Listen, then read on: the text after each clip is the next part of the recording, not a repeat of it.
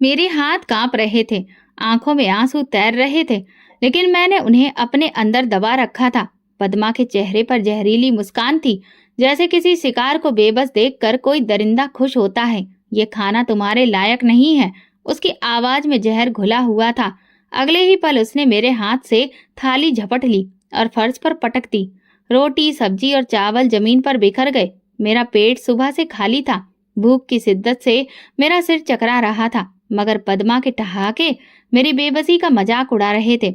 उठा लो, अगर इतनी ही भूख है तो जमीन से चुन चुनकर खा लो, उसने ताना मारते हुए कहा। मेरी आंखों में आंसू भर आए, मगर मैंने उन्हें गिरने नहीं दिया। मैं सीधा उसकी आंखों में देखने लगी और मजबूत आवाज में कहा, मेरी किस्मत मेरा भगवान लिख रहा है, तुम नहीं। ये मेरी जिंदगी का सबसे बड़ा सबक था जो मैंने इस लम्हे में सीखा।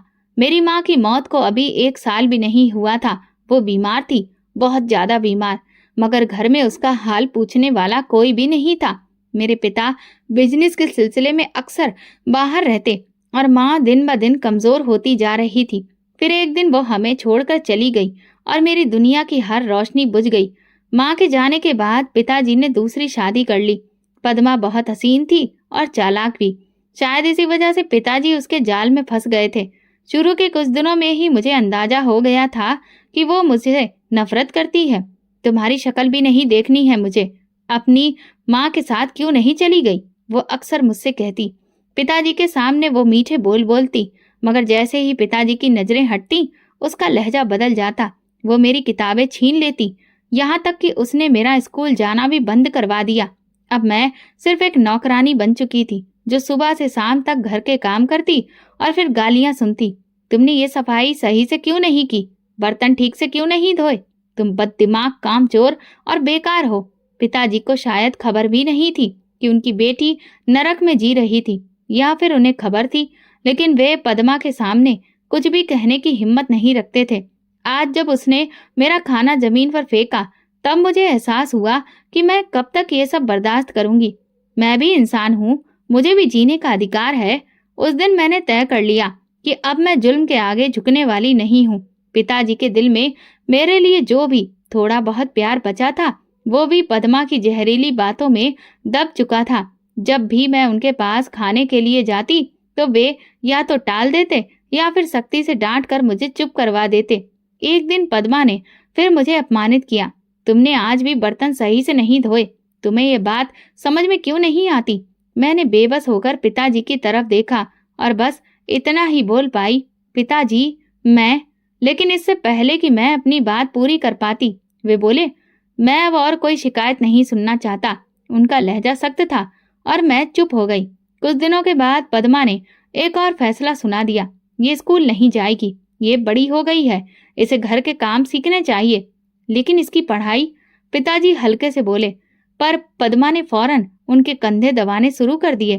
पढ़ाई करके क्या करेगी? आखिरकार शादी ही तो होनी है। वैसे भी मैं अकेले इतना काम नहीं कर सकती। पिताजी चुप हो गए और मेरी दुनिया और ज्यादा बर्बाद हो गई। अब मेरा दिन सुबह सुबह शुरू होता।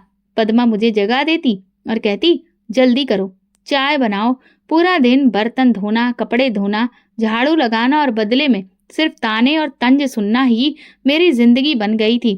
खाने के वक्त भी मुझ पर कोई दया नहीं की जाती। कभी थोड़ी सी सब्जी दी जाती, तो कभी बची कुची बासी रोटी। अगर मैं ज्यादा खाने को मांगती तो पद्मा की आंखें टेढ़ी हो जाती। ज्यादा खाने की आदत मत डालो, भीख पर पल रही हो। पिताजी सब कुछ देखकर भी अनजान बने रहे। एक दिन पिताजी ने बताया कि उन्हें कारोबार के सिलसिले में शहर से बाहर जाना है। मैंने उनकी आंखों में देखा, शायद वे एक बार मेरे सिर पर हाथ रख दे, लेकिन उन्होंने सिर्फ इतना कहा, पद्मा का कहना मानना, बदतमीजी मत करना। मैंने धीरे से सिर हिला दिया। पिताजी के जाते ही अगले ही दिन पद्मा ने फैसला कर लिया, ये लड़की इस घर में नहीं रहेगी। मेरा दिल धक्क से रह गया, मगर मैं कहाँ जाऊंगी? मैंने आंसू भरी आंखों से पूछा, भाड़ में जा, बस यहाँ से निकल। मेरा गिड़गिड़ाना बिल्कुल बेकार हो गया। कुछ ही पलों में मेरे हाथ में एक छोटा सा थैला था, जिसमें मेरे कुछ कपड़े और माँ की तस्वीर थी। दरवाजा जोर से बंद हुआ और मैं बाहर खड़ी रह गई। रात की काली स्याही मेरे दिल की स्याही जैसी थी। अब मैं कहाँ जाऊं? मेरे कदम बेबसी में आगे बढ़ने लगे। सर्दी की रात थी और मैं गलियों में अकेली भटक रही थी। पैरों में चप्पल तक नहीं थी और सड़क की सख्त जमीन मेरे वजूद से ज्यादा मेरे दिल को जख्मी कर रही थी। घर के दरवाजे पर जो आखिरी ठोकर मिली थी वो मेरे अंदर कहीं गहरी लग चुकी थी। मैं कहाँ जाऊं, ये सवाल मेरे दिमाग में गूंज रहा था, मगर इसका कोई जवाब नहीं था। मैंने एक सुनसान गली में एक बेंच देखा और बस वहीं पर दुबक कर बैठ गई। आंखों से आंसू बह रहे थे और पेट में भूख की आग लगी थी। कुछ ही देर बाद 3 बदमाश लड़के उस गली में आ धमके। ओहो, ये कौन है? उनमें से एक ने सीटी बजाई। मेरी रीढ़ की हड्डी में सर्दी की एक लहर दौड़ गई। मैं तुरंत खड़ी हो गई और दूसरी तरफ भागने लगी, मगर वे मेरा रास्ता रोकने लगे। कहाँ जा रही हो मैडम, अकेली रात में? दूसरे ने मुस्कुराते हुए कहा। मुझे जाने दो, मैंने सख्त लहजे में कहा, मगर मेरा लहजा लड़खड़ा गया। बदन मेरी बेबसी जाहिर कर रहा था।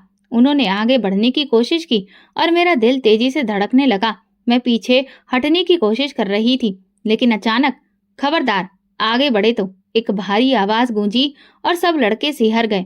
मैंने देखा कि एक बुजुर्ग महिला हाथ में छड़ी लिए खड़ी थी। उनकी आंखों में गुस्सा और चेहरे पर घिन दिखाई दे रही थी। शर्म नहीं आती तुम लोगों को, एक बच्ची को तंग करते हुए? दफा हो जाओ यहाँ से।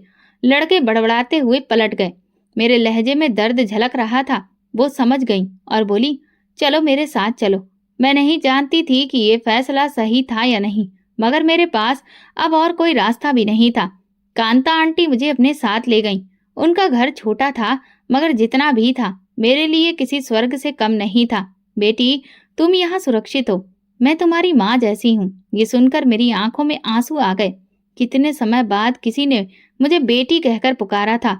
अगली सुबह कांता आंटी ने मेरे सिर पर हाथ रखा और कहा, तुम अपनी पढ़ाई पूरी करोगी और मैं तुम्हारी मदद करूंगी। ये सुनकर पहली बार मुझे लगा कि शायद जिंदगी मुझे दूसरा मौका दे रही है। बेटी, अगर किस्मत में तुझे भविष्य में ऊंचाइयों तक पहुंचाना लिखा है तो मैं भी तेरा हाथ नहीं छोड़ूंगी। ये सुनकर मेरे अंदर उम्मीद की एक रोशनी जाग उठी। तुम पढ़ना चाहती हो ना? उन्होंने प्यार से पूछा। हाँ आंटी। अब रुकने का सवाल ही पैदा नहीं होता था। मेरी पढ़ाई का सिलसिला फिर से शुरू हो गया। मैं दिन रात मेहनत करती, क्लास में सबसे आगे रहने की कोशिश करती। हर नंबर, हर कामयाबी मेरे इस सपने को और ताकत देती कि मुझे खुद को और दुनिया को साबित करना है। मगर किस्मत के खेल अभी खत्म नहीं हुए थे। कांता आंटी का एक बेटा भी था, अमर। वो मौका परस्त, चापलूस और बड़ा ही स्वार्थी इंसान था, जो चाहता था कि उसकी माँ की पूरी जायदाद सिर्फ उसके कब्जे में रहे। ये कौन है? अमर ने पहली बार मुझे देखकर तिरस्कार भरे लहजे में पूछा। मेरी बेटी है, कांता आंटी ने जवाब दिया। इस पर उसके माथे पर तेवर आ गए। माँ, ये बेटी कहाँ से आ गई? ये हमारी जायदाद पर नजर गड़ाए बैठी है। मैं हैरत से कांता आंटी की तरफ देख रही थी। वो मुस्कुराई और बोली, अमर, अगर जायदाद की फिक्र है तो ऐसे मत करो। भगवान सब कर्म के हिसाब से देता है। मगर अमर कहाँ मानने वाला था। उसने मुझसे नफरत करना शुरू कर दिया। अब रोज बहाने बहाने से मुझे परेशान करता। ये लड़की तुम्हें बेवकूफ बना रही है माँ, यह हमें लूटने के लिए आई है। वो मेरी बेटी जैसी है, तुम्हें इससे दिक्कत क्यों है? क्योंकि ये हमारे लिए खतरा है। मैं चुप रही, मगर अंदर ही अंदर जानती थी कि ये इंसान मेरी जिंदगी को नरक बनाने की हर मुमकिन कोशिश करेगा और एक दिन उसे वो मौका मिल ही गया। माँ, ये लड़की चोरी करती है, अमर ने एक दिन अचानक ऐलान कर दिया। कांता आंटी हैरत से मेरी तरफ देखने लगी। क्या बकवास कर रहे हो अमर? उन्होंने गुस्से से पूछा। ये लो, खुद देख लो। मैंने खुद इसके कमरे में पैसे रखे थे और देखो, ये सब गायब है। मुझे तो लगा जैसे मेरे पैरों तले से जमीन खिसक गई हो। ये इल्जाम मेरी इज्जत और मेहनत पर एक हमला था, मगर अपनी सफाई में मैं बस 2 वाक्य ही कह पाई, आंखों में आंसू लिए। माँ, मैं निर्दोष हूँ। मेरे पैसे कमरे में रखे थे, लेकिन आज वो गायब है। और इस घर में नया कौन आया है भला? अमर ने उंगली मेरी तरफ उठाई। मैंने कुछ नहीं किया। मेरी आवाज कांप रही थी, मगर मेरे शब्दों में सच्चाई थी। कांता आंटी ने गहरी सांस ली। अमर, तुम्हें यकीन है कि तुमने अच्छी तरह देखा? हाँ माँ, और अगर यकीन नहीं तो उसके कमरे की तलाशी ले लो। ये सुनकर मुझ पर जैसे बिजली गिर गई। अमर के चेहरे पर वही मुस्कुराहट थी जो मेरी सौतेली माँ के चेहरे पर होती थी जब वो मुझे घर से निकालती थी। कांता आंटी ने मेरी तरफ देखा उनकी नजरों में हल्का सा शक था जो मेरे दिल को छलनी कर गया। ठीक है, देख लेते हैं। उनकी आवाज में नरमी थी, मगर मैंने भी महसूस किया। अमर मुस्कुराता हुआ मेरे कमरे में गया और पलंग के नीचे से एक लिफाफा निकाला। ये देखिए, ये मेरे पैसे हैं। मुझे लगा जैसे किसी ने मेरे वजूद को जीते जी जला दिया हो। ये झूठ है, मैंने बुलंद आवाज में कहा। कांता आंटी ने लिफाफा उठाकर ध्यान से देखा, फिर उनके चेहरे के रंग बदलने लगे। ये लिफाफा तो वही है जो मैंने तुम्हें दिया था अमर, तुम्हें याद है? इस पर मैंने निशान लगाया था। अमर के चेहरे का रंग पीला पड़ गया। माँ, आप गलत समझ रही हैं। नहीं अमर, मैं बिल्कुल ठीक समझ रही हूँ। उनकी आंखों में बेपनाह गुस्सा था। तुमने मुझे शक करने के लिए उकसाया। तुमने मुझे मजबूर कर दिया कि मैं अपनी बेटी जैसी बच्ची की सच्चाई पर सवाल करूं। अमर ने मेरी तरफ देखा और उसकी आंखों में शर्मिंदगी थी। हेमा, मैं बहुत शर्मिंदा हूँ, मुझे माफ कर दो। अमर की साजिश नाकाम हो चुकी थी, मगर इस घटना ने मुझे अंदर तक हिलाकर रख दिया था। ये दुनिया इतनी जालिम क्यों थी? क्यों लोग एक बेसहारा लड़की को हर हाल में गिराना चाहते थे? लेकिन मैं जानती थी कि अगर मैं गिर गई तो फिर कभी खड़ी नहीं हो सकूंगी, और मैं हारने के लिए पैदा नहीं हुई थी। कांता आंटी ने मेरे सिर पर हाथ रखा। बेटी, दुनिया में हर तरह के लोग होते हैं। कुछ तुम्हें नीचा दिखाएंगे, कुछ तुम्हें उठाएंगे। तुम्हें बस अपने रास्ते पर चलना है। उनके शब्द मेरे लिए उम्मीद की राह बन गए। मैंने खुद से वादा किया कि मैं अपनी पढ़ाई पर पूरा ध्यान दूंगी। फिर वो दिन आ गया जिसका मैं शिद्दत से इंतजार कर रही थी। मैट्रिक के इम्तिहान के लिए मैंने दिन रात मेहनत की, रातों को जाकर पढ़ाई की और खुद को दुनिया से काट लिया। परीक्षा खत्म हुई तो मैंने सुकून की सांस ली, लेकिन असली इम्तिहान तो अब शुरू होना था। रिजल्ट का दिन। मेरे दिल बहुत तेजी से धड़क रहा था। मैंने धड़कते दिल से अपना नतीजा देखा और जैसे ही मेरी नजर नंबरों पर पड़ी, मेरी आंखें हैरत और खुशी से फैल गईं। माँ, मैंने पूरे जिले में टॉप किया है। कांता आंटी ने मुझे सीने से लगा लिया। बहुत अच्छे बेटा, मुझे पता था कि मेरी बेटी सबसे आगे निकलेगी। मेरे लिए ये कामयाबी सिर्फ नंबरों की जीत नहीं थी, बल्कि उन तमाम लोगों के मुंह पर तमाचा था जिन्होंने कहा था कि मैं कुछ भी नहीं कर सकती, जो मुझे कुचलने के सपने देख रहे थे। उसी दिन कांता आंटी के एक पुराने जानने वाले सुरेंद्र साहब हमारे घर आए।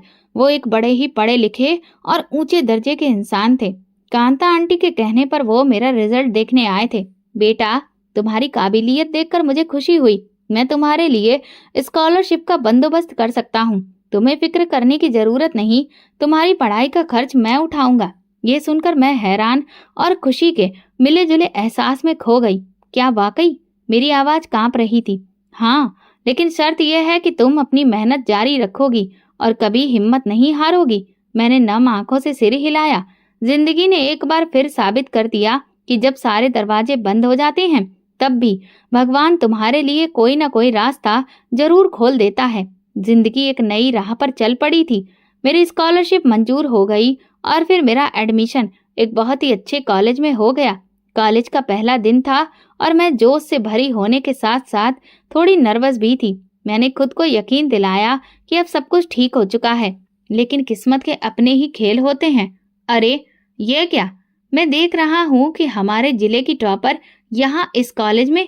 ये आवाज सुनकर मेरा दिल एक पल के लिए थम गया। मैं पीछे मुड़ी और सामने रंजीत खड़ा था, मेरा सौतेला भाई, जो कभी मुझे मेरी औकात याद दिलाता था, जो पद्मा के कहने पर मुझसे नफरत करता था। यहाँ क्या कर रही हो? कोई गलती तो नहीं हो गई तुम्हारे एडमिशन में? वो जहर भरी मुस्कान के साथ बोला।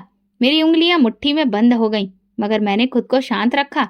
मैंने मेरिट पर दाखिला लिया है रंजीत, तुम्हारी तरह सिफारिश से नहीं आई। उसके चेहरे की रंगत बदल गई। ओह, तो तुम्हारी जुबान भी चलने लगी है। लेकिन याद रखना, जितनी ऊंचाई पर जाओगी, गिरना भी उतना ही दर्दनाक होगा।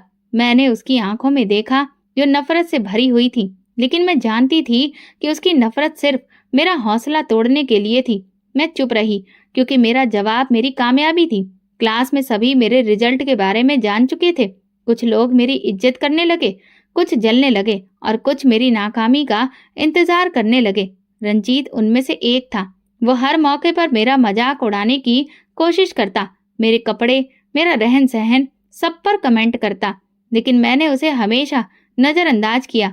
ये सब बर्दाश्त क्यों करती हो? मेरी दोस्त सोनम ने एक दिन पूछा। मैंने मुस्कुराकर कहा क्योंकि मैं जैसे को तैसा नहीं बनना चाहती। वक्त सबको उनकी जगह खुद दिखा देता है। उसी रात जब मैं कांता आंटी के पास बैठी तो उन्होंने मेरा माथा चूमकर कहा, बेटी, जो लोग तुम्हें गिराना चाहते हैं वे खुद गिर जाएंगे। तुम बस अपना रास्ता मत छोड़ना। मैंने दिल ही दिल में प्रार्थना की और खुद से वादा किया कि मैं रंजीत की बातों को अपनी राह में रुकावट नहीं बनने दूंगी। मैं जानती थी कि ये रास्ता आसान नहीं होगा, लेकिन मैं ये भी जानती थी कि जिंदगी एक नए मोड़ पर आ रही थी। कॉलेज के बाद मेरा यूनिवर्सिटी में दाखिला हो चुका था और मैं अपनी मेहनत जारी रखे हुए थी, लेकिन जिंदगी हमेशा वही नहीं देती जिसकी हम चाहा करते हैं। कभी कभी वो कुछ ऐसा सामने ले आती है जो हमें आजमाता है। यूनिवर्सिटी का पहला हफ्ता था। मैं लाइब्रेरी में बैठी अपने नोट्स बना रही थी जब किसी ने मेरे सामने एक किताब रख दी। ये किताब शायद तुम्हारे काम आ सके, उस शख्स ने कहा। मैंने सर उठाकर देखा तो एक बेहद हैंडसम नौजवान मेरे सामने खड़ा था। सफेद शर्ट, गहरी आंखें और चेहरे पर हल्की सी मुस्कुराहट। धन्यवाद, मगर मैंने तो ये नहीं मांगी थी। मैंने कहा, हाँ, मगर मैंने देखा कि तुम बार बार ऐसा ही कुछ तलाश कर रही हो, तो मैंने सोचा कि मैं मदद कर दूं। मैंने किताब ली और धन्यवाद किया। वैसे मेरा नाम रजत है और तुम? हेमा। ये मेरी और रजत की पहली मुलाकात थी और शायद मैं उस वक्त नहीं जानती थी कि ये महज मुलाकात नहीं बल्कि एक कहानी की शुरुआत थी। वक्त गुजरता गया। यूनिवर्सिटी में मेरी और रजत की मुलाकातें बढ़ने लगी। वो पढ़ाई में अच्छा था और दूसरों से अलग भी। तुम हमेशा इतनी संजीदा क्यों रहती हो? एक दिन उसने हंसते हुए पूछा। जिंदगी ने हंसने के ज्यादा मौके नहीं दिए, मैंने हल्की सी मुस्कुराहट के साथ जवाब दिया। तो फिर शायद वक्त आ गया है कि तुम्हें हंसना सिखाया जाए। रजत की बातों में सच्चाई और अपनापन था और शायद इसीलिए मैंने पहली बार किसी से खुलकर बात करना शुरू किया। लेकिन एक दिन सच्चाई ने मुझे धोखा दे दिया। तुम्हें पता है, रजत की मंगनी बचपन में ही तय हो चुकी है, सोनम ने अचानक कहा। मेरे हाथ में पकड़ी किताब जमीन पर गिर पड़ी। क्या? हाँ, उसकी मंगेतर माँ ही बहुत अमीर घराने से है, बस कुछ रस्में बाकी हैं। मेरे दिल को एक जोरदार झटका लगा। मैं नहीं जानती थी कि यह खबर मेरे लिए इतनी जरूरी क्यों थी, मगर शायद कहीं न कहीं मैं रजत को एक दोस्त से ज्यादा महसूस करने लगी थी। उसी रात मैं बहुत देर तक छत पर बैठी रही। मैंने खुद को समझाया कि रजत और मैं सिर्फ दोस्त हैं और बस कुछ नहीं। मेरी जिंदगी में पहले ही इतनी सारी मुश्किलें हैं, मैं इन चीजों में नहीं पड़ सकती। लेकिन दिल को समझाना इतना आसान नहीं होता। मैंने खुद से वादा किया कि चाहे कुछ भी हो, मैं अपनी इज्जत, अपनी मेहनत और अपने सपनों को किसी के लिए नहीं छोड़ूंगी। यूनिवर्सिटी की जिंदगी अपनी रफ्तार से आगे बढ़ रही थी, मगर मैं जानती थी कि ये सुकून ज्यादा देर तक कायम नहीं रहने वाला।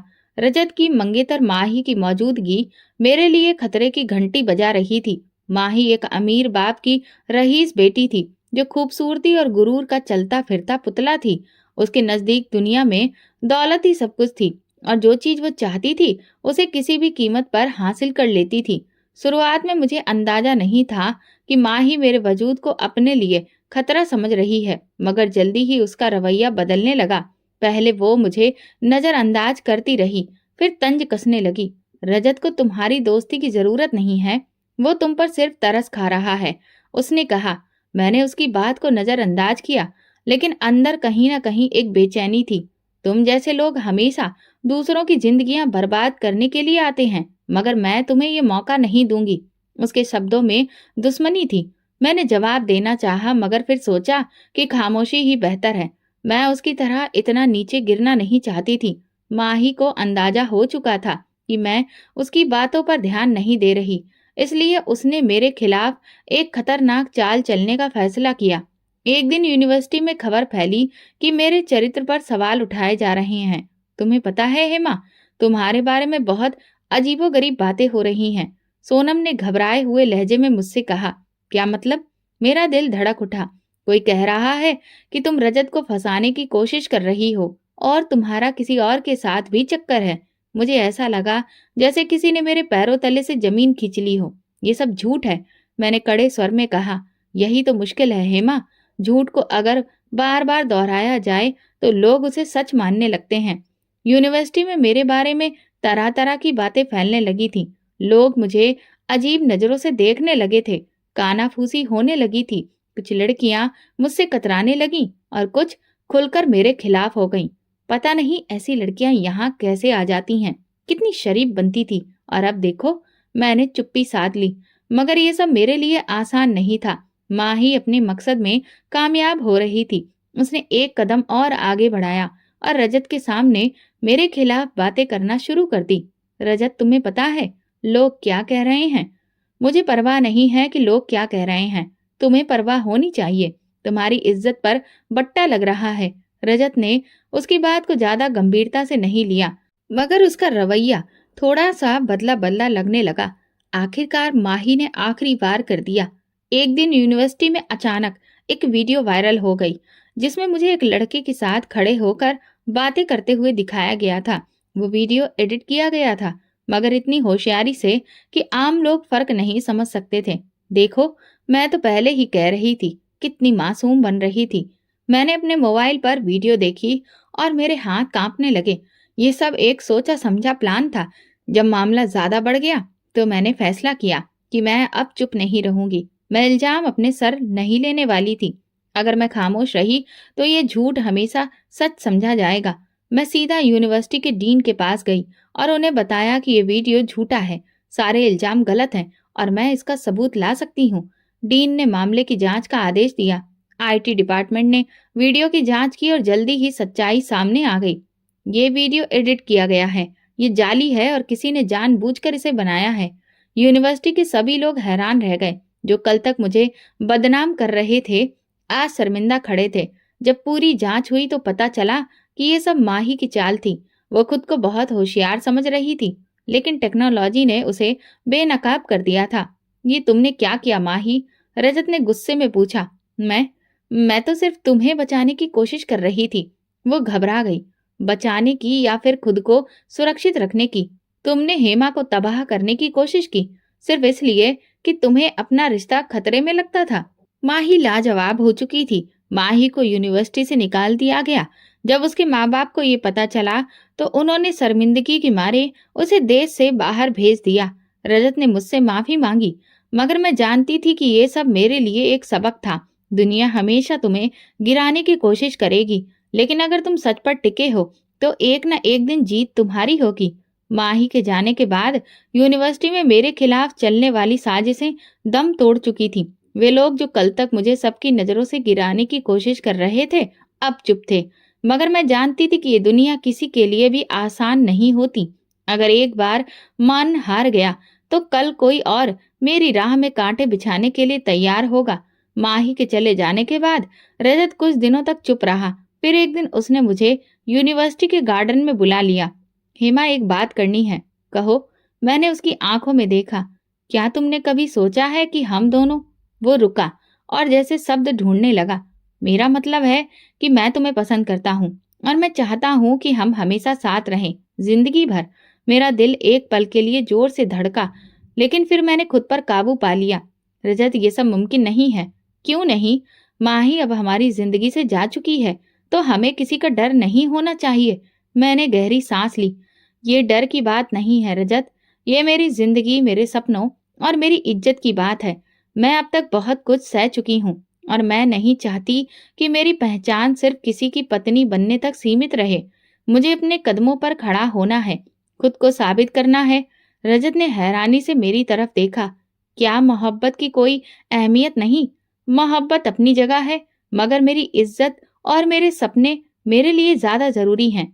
उसके चेहरे पर मायूसी साफ नजर आई, मगर मैंने अपने फैसले पर कोई नरमी नहीं दिखाई। यूनिवर्सिटी की पढ़ाई पूरी होते ही मैंने नौकरी के लिए अर्जियां देना शुरू कर दी। मैंने एक बड़ी कंपनी में इंटरव्यू दिया और अपनी मेहनत के बल पर अपना मुकाम हासिल किया। कांता आंटी की आंखों में खुशी के आंसू थे जब मैंने उन्हें ये खबर दी। बेटी, आज तुमने साबित कर दिया कि सच्चाई, सब्र और मेहनत कभी बेकार नहीं जाती।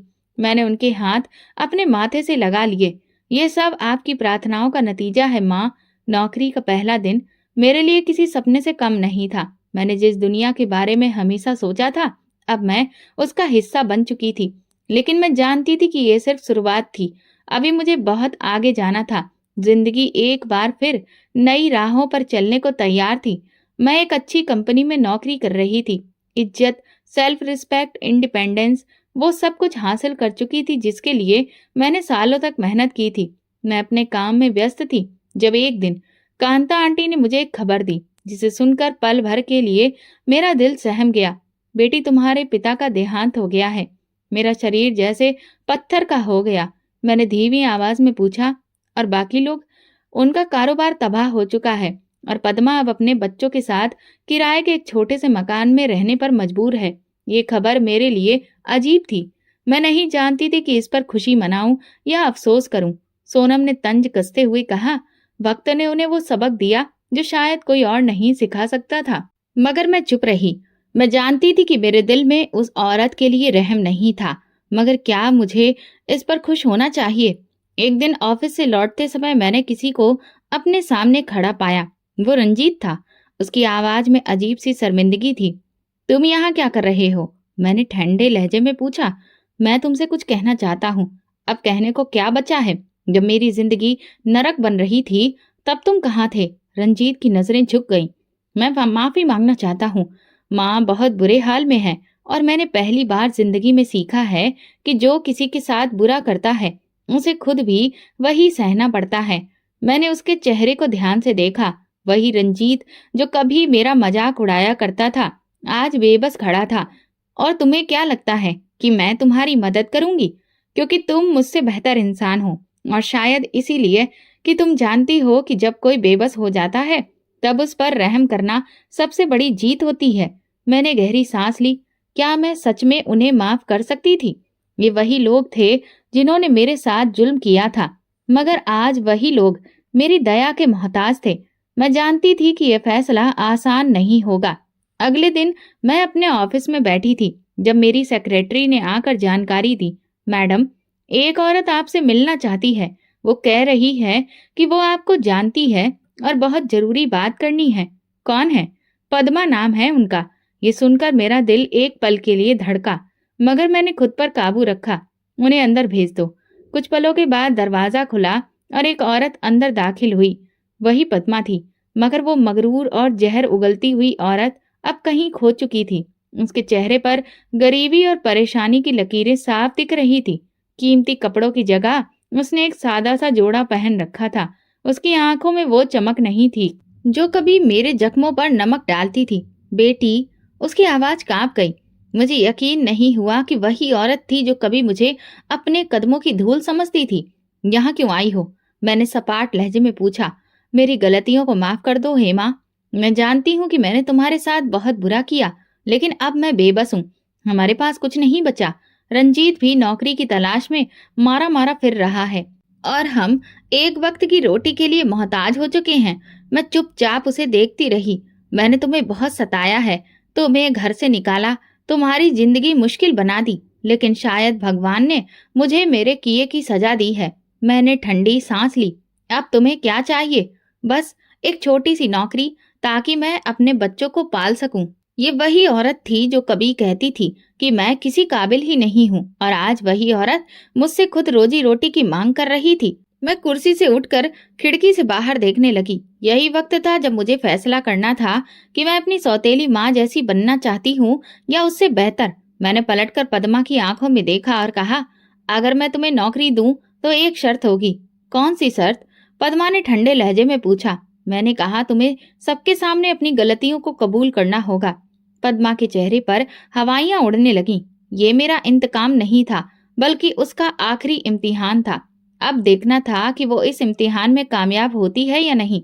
पद्मा की आंखों में अविश्वास था। वो कभी मेरी तरफ देखती तो कभी नजरें झुकाकर जमीन को घूरने लगती। सबके सामने उसने धीरे से कहा, जैसे वो खुद को यकीन दिला रही हो, यही शर्त है? हाँ, सबके सामने। मेरा लहजा सख्त था, मगर जज्बात पूरे थे। ये मेरी शर्त नहीं थी, बल्कि इंसाफ था। अगर मैंने अपनी जिंदगी में कदम कदम पर अपनी सच्चाई साबित की थी, तो अब उसे भी अपनी गलतियों को अपनाना होगा। पद्मा ने एक लम्हे के लिए गहरी सांस ली। वो जानती थी कि उसके पास अब और कोई रास्ता नहीं था। ठीक है, मैं सबके सामने अपनी गलतियां मानूंगी। अच्छा फैसला है, मैंने पलटकर जवाब दिया और अपनी सेक्रेटरी को बुलाकर कहा, ऑफिस के जितने भी कर्मचारी हैं सबको मीटिंग रूम में बुलाया जाए।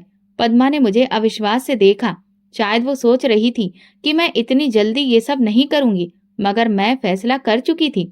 अगर उसे अपनी गलतियों पर वाकई शर्मिंदगी है तो उसे अपनी इज्जत बचाने के लिए झूठ नहीं बोलना चाहिए। मीटिंग रूम में कंपनी के सारे कर्मचारी खड़े थे। मैं कुर्सी पर बैठी और पद्मा मेरे सामने खड़ी थी। ये मैडम जो आज मेरे पास मदद के लिए आई हैं, ये मेरी सौतेली माँ है, मैंने कहना शुरू किया। कमरे में खुसुर पुसुर होने लगी। कुछ लोग हैरान थे, कुछ खामोशी से सुन रहे थे। ये वही औरत है जिसने मुझे बचपन में घर से निकाला, मुझ पर जुल्म किया, मेरे पिता को मेरे खिलाफ कर दिया और फिर मुझे दर दर भटकने के लिए छोड़ दिया। पद्मा की नजरें जमीन पर जमी थीं और आज ये मेरे दरवाजे पर खड़ी है। ये मदद मांगने आई है। मैंने एक पल के लिए रुककर पूरी बात कही, फिर सीधा पद्मा की तरफ देखा। अब सबके सामने बोलो पद्मा, सबको बताओ कि तुमने मेरे साथ क्या क्या किया और आज तुम किस हाल में हो। पद्मा की सांसें भारी होने लगीं, मगर अब उसके पास कोई चारा नहीं था। मैंने हेमा के साथ गलत किया, गुनाह किया। उसकी आवाज कांप रही थी। मैंने इसे हमेशा कमजोर समझा, इस पर जुल्म किया, इसे नीचा दिखाया, इसके सपने छीन लिए। मैंने इसे घर से निकाला और इसकी जिंदगी बर्बाद करने की कोशिश की। उसकी आंखों से आंसू गिरने लगे, मगर वक्त ने मुझे वही दर्द दिया जो मैंने किसी और को दिया था। आज मैं खुद बेसहारा हूँ, मेरे पास कुछ नहीं बचा। मैं अपनी गलतियों पर शर्मिंदा हूँ और भगवान से माफी मांगती हूँ। कमरे में पूरी तरह से खामोशी थी। मैंने लंबी सांस ली। ठीक है, मैं तुम्हें नौकरी दूंगी, लेकिन ये बात याद रखना कि जिंदगी हमेशा एक जैसी नहीं रहती। पद्मा ने मेरे हाथ थामने की कोशिश की, लेकिन मैं पीछे हट गई। मैंने तुम्हें माफ कर दिया, मैंने कहा।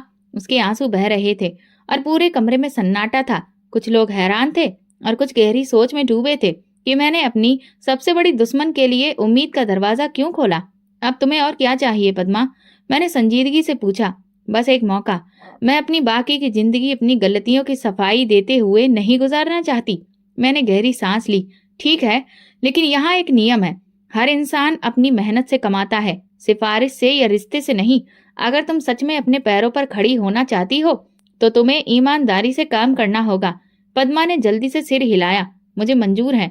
मैंने कंपनी के मैनेजर की तरफ देखा। इनके लिए जो सही पोजीशन हो उसे ढूंढो। पद्मा के बाद रंजीत और उसके भाई बहन भी मुझसे मिलने आए।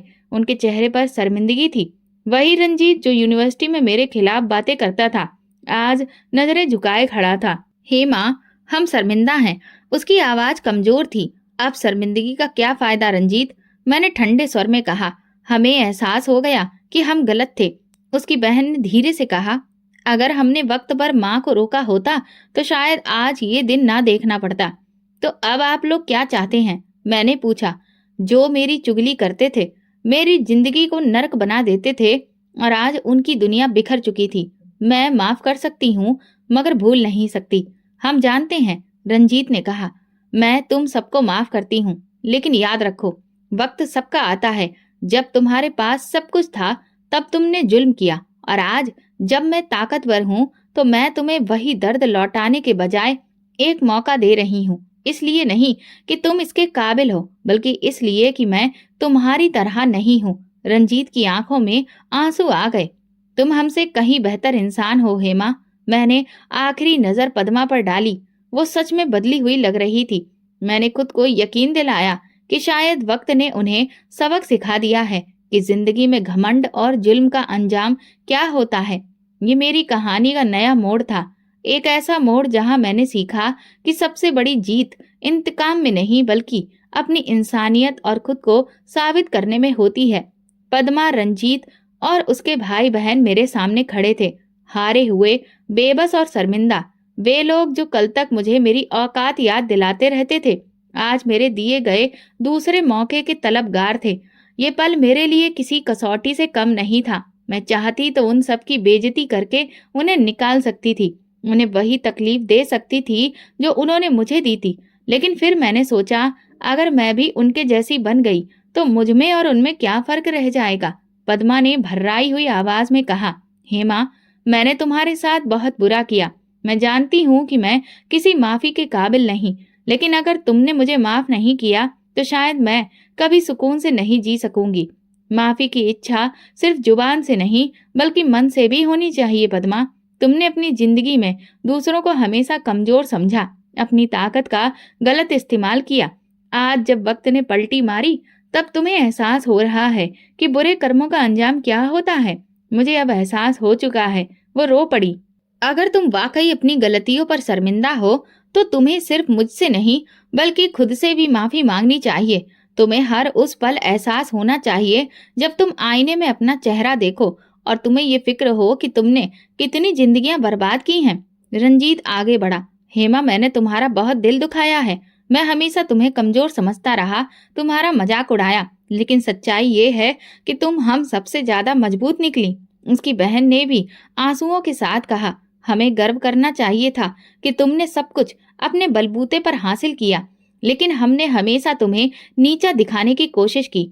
आज हमें समझ आ रहा है कि हम खुद कितने गिरे हुए थे। मैंने कुछ पल सोचा और फिर कहा, मैं तुम सबको माफ करती हूँ, लेकिन याद रखना, माफी मांगना आसान होता है मगर सच्चे दिल से बदलना मुश्किल। अगर तुम सच में बदले हो तो अपनी जिंदगी में वही गलतियां दोबारा मत दोहराना जो तुमने मेरे साथ की थी। रंजीत ने सिर झुका लिया। वादा करते हैं हेमा, ये मेरी जीत थी। ना तो मैंने पद्मा को जलील किया, ना रंजीत को नीचा दिखाया, बल्कि अपने नियमों और मूल्यों को कायम रखते हुए मैंने उन्हें माफ कर दिया, लेकिन उनकी दी हुई तकलीफ को हमेशा के लिए याद रखा। जिंदगी ने एक और परीक्षा ली थी और मैं उसमें कामयाब रही। अब मेरी पहचान सिर्फ पद्मा की सौतेली बेटी या एक लावारिस लड़की नहीं थी, बल्कि मैं कामयाब, मजबूत और स्वतंत्र लड़की बन चुकी थी। फिर एक दिन एक अनजानी सी मुलाकात हुई। बड़े ही लंबे समय के बाद तुमसे मिल रहा हूँ। मैंने सर उठाकर देखा तो सामने रजत खड़ा था। वही संजीदा मगर नरम लहजा, वही पुरानी कशिश। तुम यहाँ कैसे? मैंने हैरानी से पूछा। मैं हमेशा से यही था, बस तुमने ही खुद को व्यस्त कर लिया था। वो हल्का सा मुस्कुराया। लेकिन आज मैं तुमसे कुछ पूछने आया हूँ। मैं चुप रही। हेमा, मैं हमेशा तुम्हारी इज्जत करता रहा हूँ, तुम्हारी मेहनत को सराहा है, और आज भी मैं तुमसे वही सवाल करना चाहता हूँ जो मैंने सालों पहले किया था। मेरा दिल जोर से धड़क उठा, लेकिन मैंने खुद को संभाला। कौन सा सवाल? क्या तुम मेरे साथ जिंदगी गुजारना चाहोगी? मैंने उसकी आंखों में देखा, वो इंसान जिसने कभी मेरे खिलाफ किसी साजिश को जगह नहीं दी, जिसने हमेशा मेरी ताकत को सराहा, जो मेरी इज्जत को मेरी सबसे बड़ी खूबी समझता था। मैंने एक पल सोचा, यही वक्त था फैसला करने का।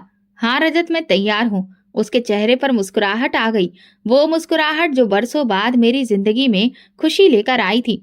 पद्मा, रंजीत और बाकी भाई बहन भी अपनी जिंदगी को ठीक करने में लग गए थे। पद्मा ने अपनी नौकरी ईमानदारी से की और मैंने कभी उस पर दबाव नहीं डाला, क्योंकि मुझे पता था कि वक्त खुद सबसे बड़ा इंसाफ करने वाला है। रंजीत ने एक छोटी सी नौकरी कर ली और उसकी बहन ने भी आगे पढ़ना शुरू कर दिया।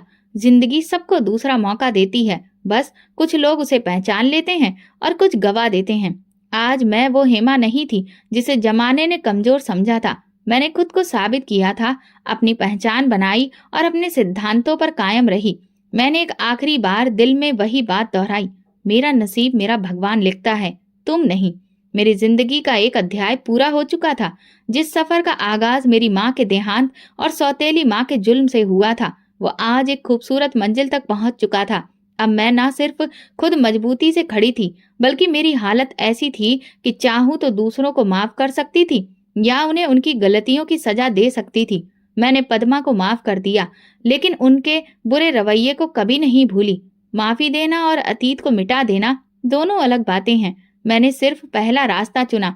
रजत और मेरी शादी सादगी से हो गई। वो इंसान था जिसने मुझे मेरी मजबूती की वजह से चाहा, मेरे सपनों को महत्व दिया, जिसने कभी मेरे चरित्र पर सवाल नहीं उठाया। मैं जानती थी कि ये फैसला सही था, क्योंकि मेरी खुशी और इज्जत उस इंसान के साथ सुरक्षित थी। हेमा, मुझे तुम पर गर्व है। शादी के बाद एक दिन रजत ने मेरा हाथ थाम कर कहा, मुझे भी खुद पर फक्र है कि मैंने अपनी जिंदगी अपने लक्ष्य के साथ गुजारी। मैंने जवाब दिया, पद्मा की जिंदगी में भी ठहराव आ चुका था। वो पहले जैसी घमंडी और सख्त दिल औरत नहीं रही। नौकरी ने उसे सिखा दिया था कि मेहनत करने वाले ही जिंदगी में आगे बढ़ते हैं और दूसरों का हक छीनने वाले एक दिन खुद बेबस हो जाते हैं। मैं जानती थी कि ये कहानी सिर्फ मेरी नहीं थी, दुनिया में न जाने कितनी ही ऐसी लड़कियां हैं जो अपनी सौतेली माँ के जुल्म का शिकार हो रही हैं, जिन्हें पढ़ने से महरूम किया जाता है, जिनके सपनों को तोड़ा जाता है। लेकिन मैं नहीं चाहती थी कि कोई और लड़की ऐसी तकलीफ सहे। इसीलिए मैंने ऐसा कदम उठाया जो मेरी जिंदगी का सबसे बड़ा मकसद बन गया। मैंने उन लोगों को सहारा दिया जो सौतेले रिश्तों, जुल्म, गरीबी या फिर किसी और मजबूरी के कारण अपने सपनों से अलग हो गए थे। मैंने एक संस्था खोली, एक ऐसा स्थान जहां वे बच्चे थे जिन्हें दुनिया ने ठुकरा दिया था, जिनके सपनों को रौंदा गया था। ये सब मैंने अपनी स्पीच में कहा। वहां पद्मा भी मौजूद थी। वो मेरी तरफ देख रही थी। उसकी आंखों में कृतज्ञता और भरोसा था। हेमा, तुमने वो कर दिखाया जो कोई सपने में भी नहीं सोच सकता था। पद्मा मेरे पास आकर बोली। मैंने हल्की मुस्कान के साथ उसकी ओर देखा और कहा, ये मेरा फैसला था और भगवान ने इसमें मेरा साथ दिया। ये कहानी सिर्फ मेरी कामयाबी की नहीं थी, बल्कि हर उस जुल्म को मिटाने के लिए थी जहां दुनिया ताकतवर लोगों को पसंद करती है, लेकिन असली ताकत वही होती है जहां इंसान हक और सच्चाई पर कायम रहे और अपना रास्ता खुद बनाए। मेरा नसीब मेरा भगवान ही लिखता है और कोई नहीं। दोस्तों, अगर आपको हमारी कहानी पसंद आई हो तो कमेंट करके जरूर बताइए। वीडियो को लाइक करें और ज्यादा से ज्यादा शेयर करें। अगर आप चैनल पर नए हैं तो सब्सक्राइब जरूर करें और नोटिफिकेशन बेल को दबाएं ताकि अगली अपडेट सबसे पहले आपको मिले। धन्यवाद। मेरा नाम अभिषेक है। मेरी उम्र 10 साल थी जब मेरे पापा का देहांत हुआ। एक आम गर्मी का दिन था। सूरज तप रहा था। आसमान से आग बरस रही थी। मेरे हाथ में पुराना सा बस्ता था। मैं स्कूल से वापस आया तो घर के सामने भीड़ देखकर ठिठक गया। एक पल को दिल जैसे धड़कना भूल गया। माँ की सिसकियां और रिश्तेदारों की भारी आवाजें ही गूंज रही थीं। मैं अंदर गया तो मेरे पापा निर्जीव चारपाई पर पड़े थे। मुझे कुछ समझ नहीं आ रहा था। सिर्फ माँ का चेहरा याद है। आंखों में आंसू और चेहरे पर एक सवाल, जैसे दुनिया खत्म हो चुकी हो। वो दिन मेरी जिंदगी का पहला मोड़ था। जब आपके सिर से पिता का साया उठ जाए तो बचपन कहीं पीछे रह जाता है। माँ के आंसू में मैंने सपनों को लपेट कर रख दिया, मगर माँ ने हार नहीं मानी। दूसरे ही दिन से उन्होंने लोगों के घरों में काम करना शुरू कर दिया। सुबह सूरज निकलने से पहले वो घर से निकल जाती और शाम को अंधेरे में वापस आती। उनके हाथों की खुरदरी लकीरें उनकी कुर्बानियों की गवाह थीं। अक्सर माँ रात को थकी हारी आकर मेरे सिर पर हाथ रखती और कहती, बेटा, तुझे बड़ा आदमी बनना है। तुझे अफसर बनकर मेरे सारे दुखों का बदला लेना है। मैं खामोशी से उनके चेहरे को देखता और बस दिल में कहता, माँ, मैं आपको कभी मायूस नहीं करूंगा। हमारा घर कच्चा था। छत से बारिश के दिनों में पानी टपकता और हम दोनों एक कोने में दुबक कर बैठ जाते। सर्दियों में जब ठंडी हवा छत की दरारों से अंदर आती, माँ मुझे अपनी शॉल में लपेट लेती। ठंड लग रही है ना? बस तुम सब्र करो, एक दिन ये सब खत्म हो जाएगा। उनका यकीन मेरे अंदर उम्मीद बनकर पनपता रहा। स्कूल जाना मेरे लिए एक मिशन था। मैं कभी छुट्टी नहीं करता था, चाहे पेट खाली होता या जूता फटा हुआ। क्लास में सब मुझे मास्टर जी कहकर बुलाते, क्योंकि मैं हमेशा सवालों का सही जवाब देता। टीचर भी मेरी मेहनत के कायल थे। कई बार स्कूल का चौकीदार कहता, बेटा, तू सच में बड़ा अफसर बनेगा, तेरी आंखों में रोशनी है। गांव के बच्चे अक्सर मेरा मजाक भी उड़ाते थे, ये भिखारी का बच्चा क्या खाक अफसर बनेगा। मैं उनकी बातों को सुनकर मुस्कुरा देता, क्योंकि मेरे कान माँ की बातों के आदी थे, जिनमें सिर्फ हिम्मत थी। एक दिन स्कूल से वापसी पर माँ ने कहा, कल से मैं दूसरा काम भी करने लगी हूँ। दिन में सफाई, शाम को सिलाई। मैंने उनके हाथों को देखा, जिन पर पहले ही छाले थे। माँ, रहने दो, मैं भी काम कर लूंगा। उन्होंने मेरी बात पर जोर से मेरी नाक खींची। अरे पगले, तेरा काम सिर्फ पढ़ना है, काम तो मैं करूंगी और एक दिन तू मेरा फक्र बनेगा। उसी दिन मैंने किताबों से एक वादा किया कि उनको कभी छोड़ूंगा नहीं। कई रातें ऐसी गुजरी जब माँ सिलाई करती जाती और मैं मोमबत्ती की रोशनी में अपना सबक याद करता रहता। जब बिजली चली जाती तो मैं माँ से कहता, माँ, ये अंधेरा हमें नहीं रोक सकता ना? और वो कहती, नहीं बेटा, हम अंधेरे से लड़ना जानते हैं। एक दिन स्कूल में जब मेरा नाम क्लास में फर्स्ट पोजीशन पर आया तो माँ को बुलाया गया। वो साधारण कपड़ों में आई और टीचर ने उन्हें बताया, आपका बेटा स्कूल का सबसे होनहार बच्चा है। तो माँ की आंखों से आंसू बहने लगे। वो रो रही थी, मगर उनके चेहरे पर एक हल्की मुस्कुराहट थी। उसी दिन मैंने पहली बार खुद को मजबूत महसूस किया। एक खामोश ताकत मेरे अंदर उभरी। मैं जानता था ये सिर्फ शुरुआत है, अभी तो बहुत सफलता बाकी है। मैंने माँ से कहा, मैं वादा करता हूँ एक दिन आपके सारे दुखों का हिसाब चुका दूंगा। उन्होंने मेरे माथे पर हाथ फेरा और बोली, मैं उस दिन सफेद साड़ी की जगह रंगीन कपड़े पहनूंगी। बस वो लम्हा था जब मैंने सोच लिया कि चाहे कुछ भी हो जाए, माँ का सपना पूरा करके रहूंगा। 8वीं क्लास का रिजल्ट आया तो मैं पूरे स्कूल में दूसरी पोजीशन पर आया। एग्जाम के दिनों में माँ दिन रात प्रार्थना में लगी रहती, और जब रिजल्ट आया तो मेरी खुशी से ज्यादा उनकी आंखों में सुकून था। गांव से आगे 2 किलोमीटर दूर सरकारी हाई स्कूल था। वही एकमात्र ऐसा स्कूल था जहां पूरे इलाके के बच्चे पढ़ते थे। गर्मी हो या सर्दी, मैं रोज पैदल स्कूल जाता। स्कूल का रास्ता कच्चा था, मिट्टी उड़ती थी, बारिशों में कीचड़ होता, मगर मेरे हौसले में कभी कमी नहीं आई। हाई स्कूल में पहले दिन मेरा जिक्र हुआ तो एक टीचर ने मेरा नाम सुनकर कहा, तो ये वही बच्चा है जिसने 8वीं क्लास में स्कॉलरशिप ली है। और पूरी क्लास की नजरें मेरी तरफ उठ गईं। मुझे किसी की आंखों में दिलचस्पी नजर नहीं आई, किसी में जलन थी, और एक चेहरा ऐसा भी था जिसमें साफ नफरत दिखाई देती थी। वो जतिन था, भूपेंद्र चौधरी का बेटा। जतिन मेरे साथ वाले बेंच पर बैठता। वो हर वक्त अपनी ताकत का जिक्र करता, जैसे उसे भरोसा हो कि दुनिया की हर चीज वो जबरदस्ती ले सकता है। मेरे पापा ने ही तो स्कूल के पीछे वाली जमीन दी थी, वरना ये बिल्डिंग कहाँ बनती। मैं खामोश रहता, क्योंकि मुझे उससे बहस करने में कोई दिलचस्पी नहीं थी, और शायद इसलिए भी कि मैं अपने बारे में बताने से ज्यादा अपने काम पर यकीन करता था। एक दिन साइंस के टीचर ने सवाल किया, पृथ्वी सूरज के आसपास कितने दिनों में चक्कर पूरा करती है? पूरी क्लास खामोश थी। मैंने हाथ उठाया, 365 दिन और 6 घंटे। टीचर ने सर हिलाया, शाबाश, बिल्कुल। इस वक्त जतिन ने मुझे घूर कर देखा, जैसे मैंने उसकी बेइज्जती कर दी हो। उसी दिन के बाद वो अक्सर मुझे उलझाने की कोशिश करता, कभी जानबूझकर मेरा रास्ता रोकता, कभी मेरे बैग को धक्का देता। मैं जानता था वो क्यों ऐसा करता है। उसे मेरी काबिलियत से नहीं, मेरी खुददारी से नफरत थी। उसे लगता था कि बिना ताकत के कोई लड़का उसके बराबर कैसे खड़ा हो सकता है। इसी दौरान मैं स्कूल के सारे प्रोग्राम्स में हिस्सा लेता रहा। कंपटीशन, वाद विवाद, क्विज, हर जगह मेरा नाम आता, और लगभग सभी में मुझे प्राइज मिलता। एक दिन प्रिंसिपल ने मुझे बुलाकर कहा, बेटा तुम्हारी मेहनत हमें नजर आ रही है, हम तुम्हें डिस्ट्रिक्ट लेवल कंपटीशन के लिए भेजने का सोच रहे हैं। वो पल मेरे लिए फक्र का था। जतिन वहीं खड़ा सब सुन रहा था। उसका चेहरा लाल हो रहा था, मगर वो कुछ बोल नहीं सका। स्कूल के बाहर भी भूपेंद्र चौधरी की ताकत के चर्चे होते थे।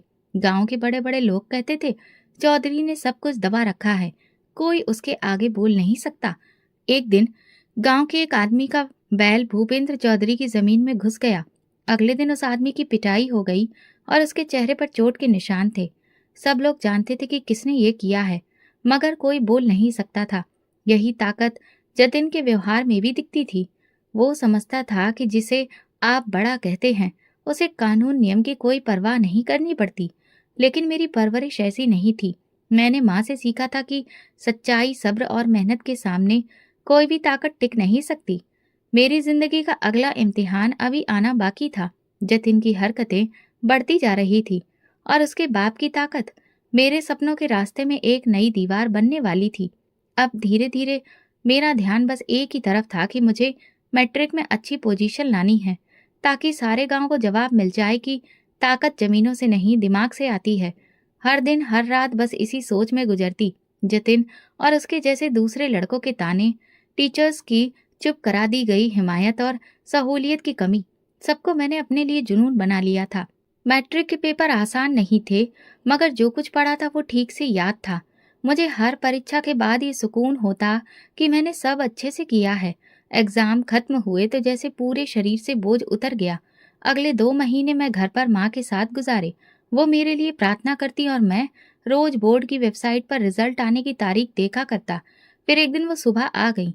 प्रिंसिपल ने मुझे खुद फोन किया, बधाई हो बेटा, तुमने बोर्ड में टॉप किया है, पूरे जिले में पहला नंबर है। मैं खामोश हो गया, दिल जोर जोर से धड़कने लगा। फोन रखा तो माँ भगवान के आगे सिर झुकाकर बैठ गई। 2 दिन बाद स्कूल वालों ने बताया कि मुझे बोर्ड की तरफ से 1 लाख रुपए का इनाम और एक शील्ड मिलनी है, जो एनुअल फंक्शन में दी जाएगी। साथ में स्कॉलरशिप भी कंफर्म थी। मैंने दिल में सोच लिया, अब शहर जाकर पढ़ूंगा, माँ को लेकर नया घर लूंगा जहाँ हम इज्जत से जी सकेंगे। फंक्शन के दिन मैंने अपना सबसे अच्छा ड्रेस पहना जो मेरे टीचर ने मुझे गिफ्ट में दिया था। मैं स्कूल पहुंचा तो माहौल कुछ अजीब सा लगा। मुझे स्टेज के पीछे बिठा दिया गया जहां बाकी बच्चों के माँ बाप भी बैठे थे। जतिन नजर नहीं आया, लेकिन उसका छोटा भाई साहिल अगली लाइन में बैठा था, नए कपड़ों में, बाल सजे हुए जैसे वो हीरो हो। प्रोग्राम शुरू हुआ। प्रिंसिपल माइक पर आए और बोले, इस साल हमारे स्कूल ने बहुत अच्छी परफॉर्मेंस दिखाई है। मैं सोच रहा था कि अब मेरा नाम आएगा और मुझे स्टेज पर बुलाया जाएगा, लेकिन अगली बात सुनकर जैसे पैरों तले से जमीन खिसक गई। हमारे होनहार स्टूडेंट साहिल चौधरी ने स्कूल का नाम रोशन किया है और बोर्ड की तरफ से 1 लाख का इनाम और शील्ड हासिल की है। तालियां बजने लगी। जतिन और उसके बाप भूपेंद्र चौधरी स्टेज के पास मौजूद थे और साहिल को ट्रॉफी देते वक्त प्रिंसिपल ने कहा, ये हमारे गांव की शान है। मेरे कानों में शोर गूंज रहा था।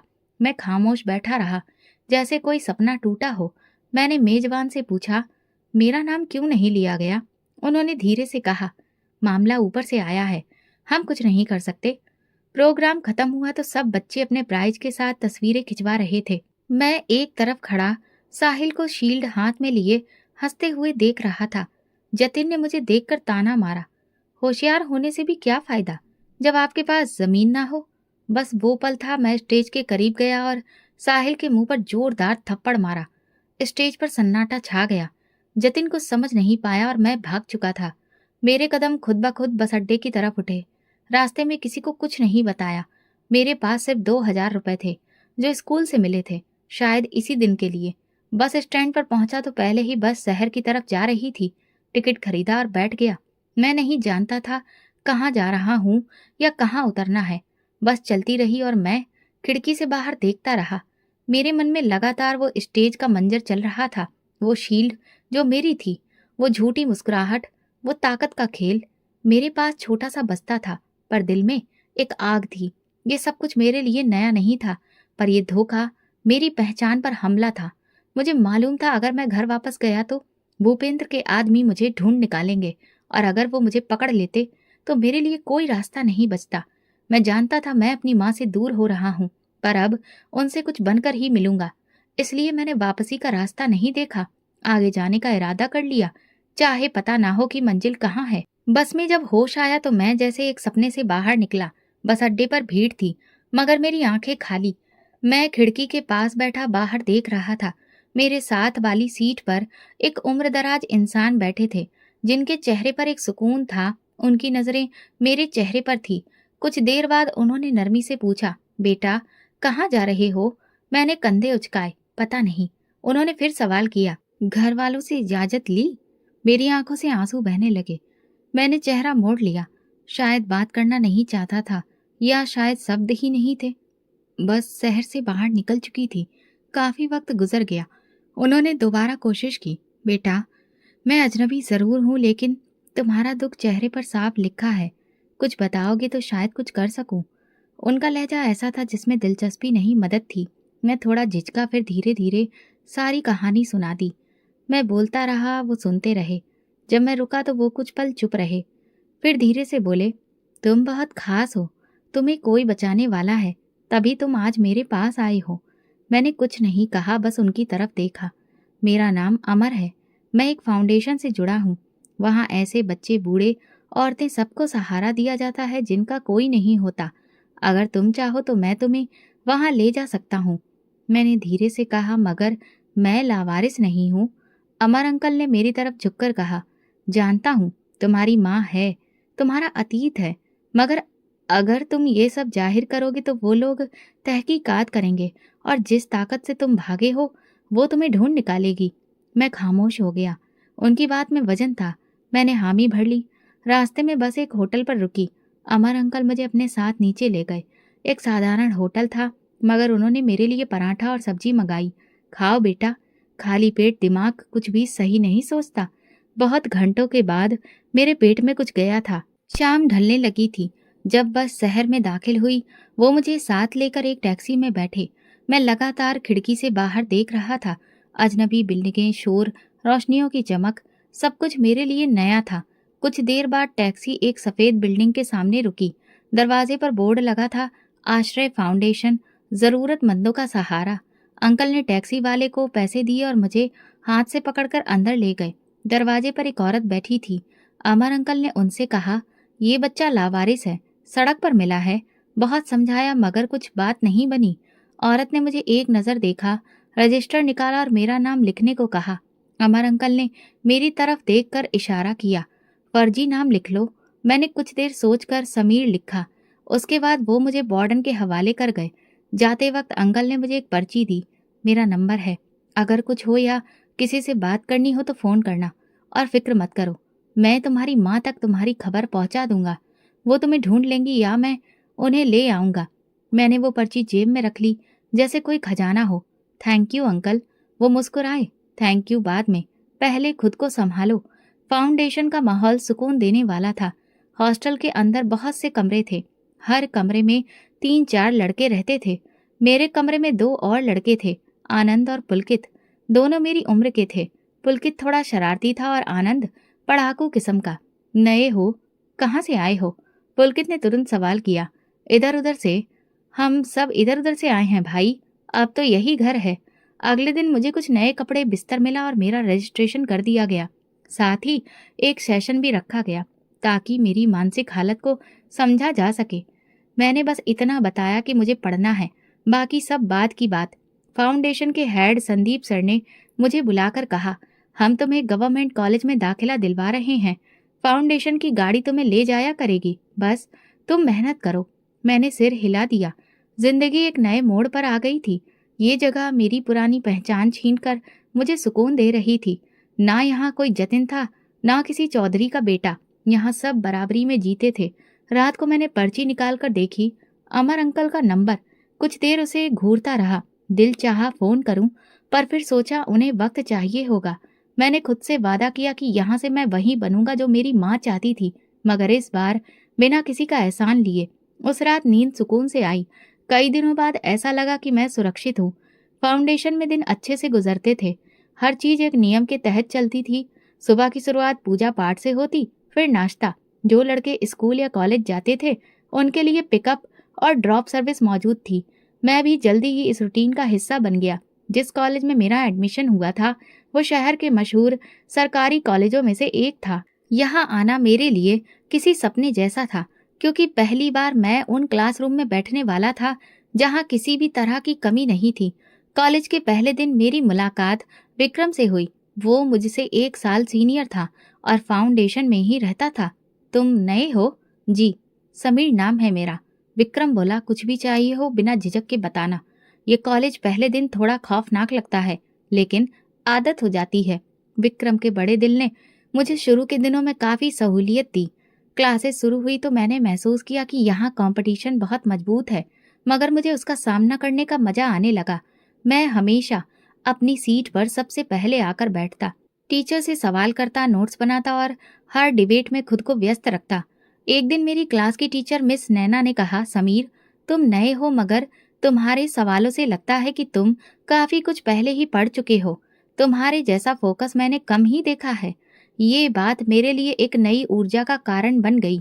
मैंने खुद से कहा, यहाँ भी वही नियम चलेंगे, मेहनत, खामोशी और खुददारी। फाउंडेशन में शाम के वक्त स्पोर्ट्स का समय होता था। सब लड़के ग्राउंड में आकर फुटबॉल या क्रिकेट खेलते थे। पहले दिन मैं कोने में बैठकर सबको देखता रहा। फिर एक दिन विक्रम ने बॉल थमाते हुए कहा, बस बहुत देर बैठ लिया, आओ खेलते हैं। यहाँ से पढ़ाई दिमाग तक जाती है, थोड़ा सांस लेना भी सीखो। तब मुझे अंदाजा हुआ कि यहाँ सिर्फ सिर छुपाने की जगह नहीं, जिंदगी जीने का सलीका भी सिखाया जाता है। पुलकित जो मेरे साथ कमरे में रहता था वो अक्सर मजाक करता, यार तुम कोई स्टूडेंट नहीं, कोई खुफिया रोबोट लगते हो, हर वक्त पढ़ाई पढ़ाई। मैंने हंसकर कहा, बस तुम खेल में अच्छे हो और मैं किताबों में। जिंदगी में किसी न किसी मैदान में तो अच्छा होना चाहिए ना। 1 महीने बाद ही मैंने अपनी क्लास में अपनी काबिलियत दिखानी शुरू कर दी थी। धीरे धीरे मैंने सबको पीछे छोड़ दिया। कॉलेज के दोस्तों ने मुझे प्राइवेट स्टडी ग्रुप में शामिल किया, जहां हम महत्वपूर्ण नोट्स पर चर्चा करते थे। इस डिस्कशन सेशन में मैंने पहली बार बोलने का फैसला किया। मेरा नाम समीर है। मैं यहाँ पिछले 1 महीने से हूँ।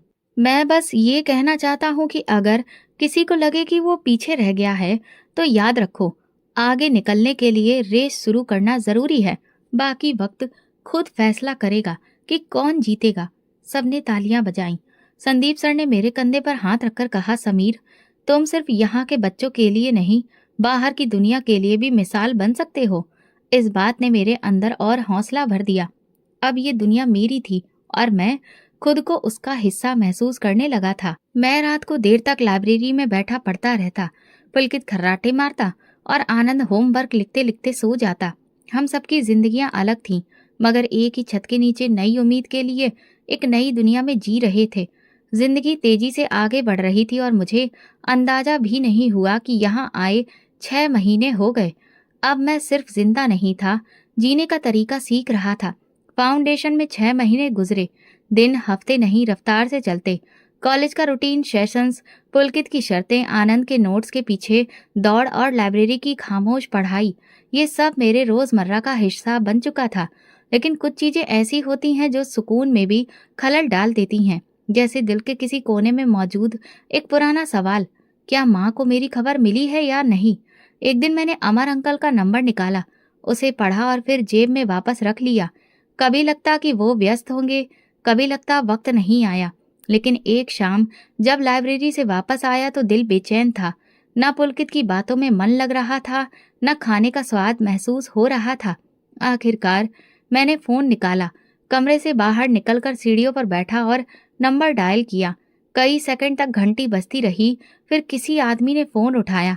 हेलो जी, नमस्ते, क्या मैं अमर अंकल से बात कर सकता हूँ? दूसरी तरफ खामोशी छा गई। फिर धीरे से आवाज आई, बेटा आप कौन? मैं समीर हूँ, वो बच्चा जिसे उन्होंने फाउंडेशन में एडमिट कराया था 6 महीने पहले। कुछ देर तक दूसरी तरफ सिर्फ सांसों की आवाज सुनाई दी।